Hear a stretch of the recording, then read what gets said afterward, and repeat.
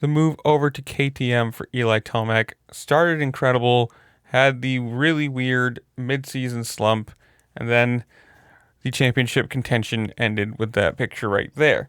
And you had to say this was a really weird year, right? He's switching brands from Japanese to the Austrian brand. Everyone was wondering how long is it going to take him to acclimate to this bike? How long is it going to be before he's competitive?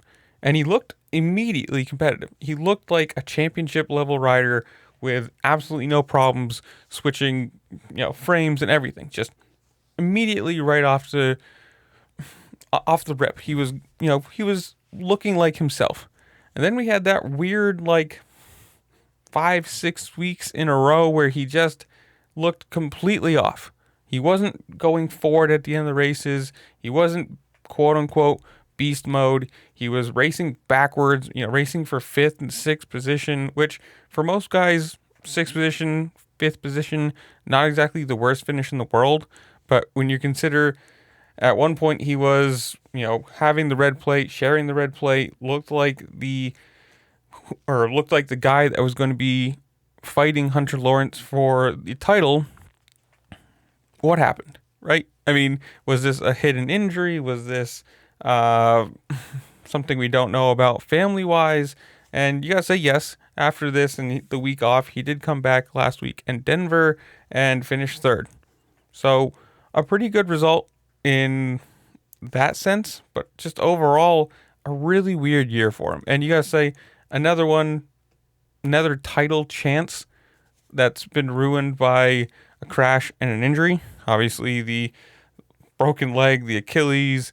Uh, he just it doesn't look good. I mean, it's just surprising. He's normally so fit, so competitive towards the end of races. Always, coming towards the last 5 minutes, being still having that extra gear, having that little bit of extra effort that other people don't. The quote unquote beast mode.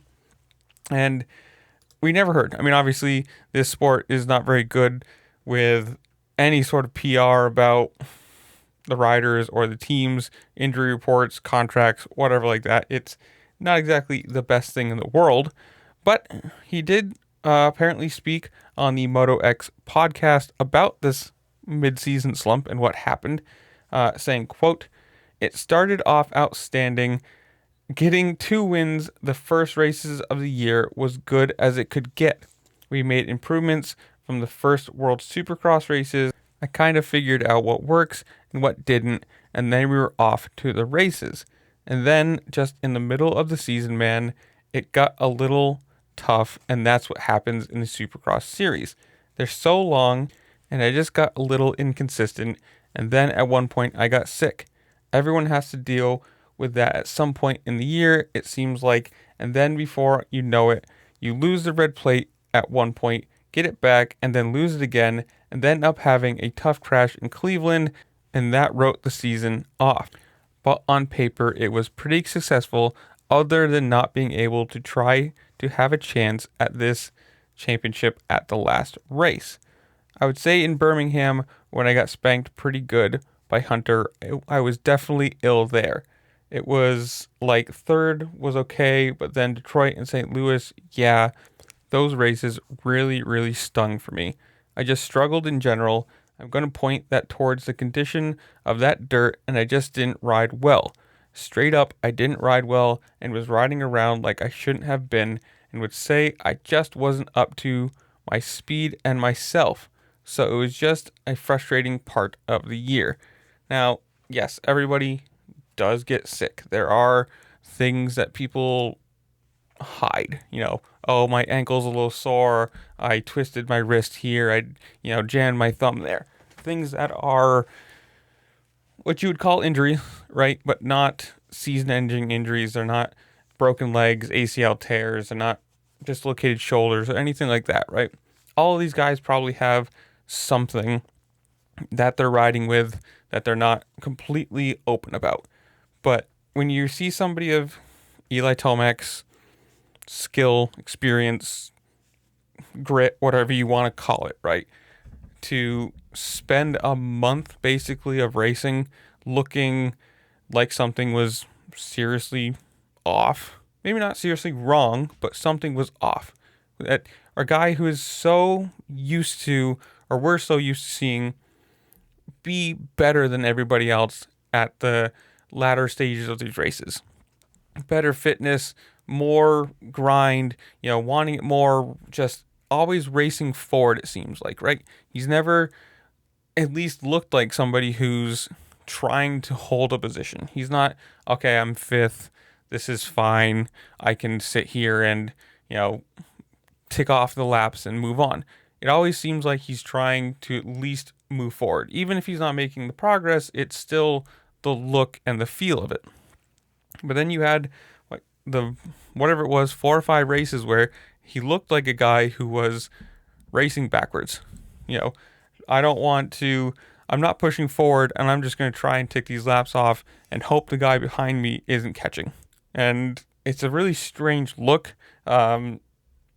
I don't know. It's another year that, another championship he could have possibly had, or at least been in this fight, right?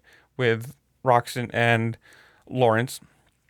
And it's another one that's lost to a crash, lost to whatever injury he had when he, hit his shoulder, hip, whatever they wanted to call it, because again, we have no idea.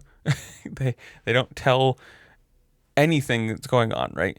And I understand people do not like gambling. This is whatever it is. But at a certain point, you have to accept it's in this sport. Gambling is a part of this sport now. Money is involved in this sport now. And if you want to be even anywhere near considered to be a bigger entity than it is right now, like if you want to grow and you want to get outside sponsors and you want to, make this a bigger brand than like the niche action sport that it is, you need to be better about PR and stuff. You need to know who's injured, how long they're going to be out, if they're racing, this week, next week, is it going to be 2, 3, 4 weeks, whatever it is.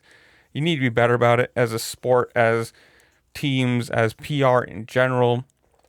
I understand that everyone wants their privacy, but when you're getting paid the big bucks that at least the top guys are, there's a little bit of giveaway that you have when your job is racing. People should be able to know if you're racing or not. I don't care about who you're dating or where you live or anything personal like that, but things that affect the actual doing of your job, to me, that's not exactly the worst thing in the world to tell. But I don't know, you guys tell me, do you think he races next year? Is he retire? Whatever it is, comment down below. Tell me what you think. While you're down there, make sure to like, share, subscribe, do all the fun things this platform allows you to do. It does really help me out. I appreciate it. And with that, I'll see you later. Peace.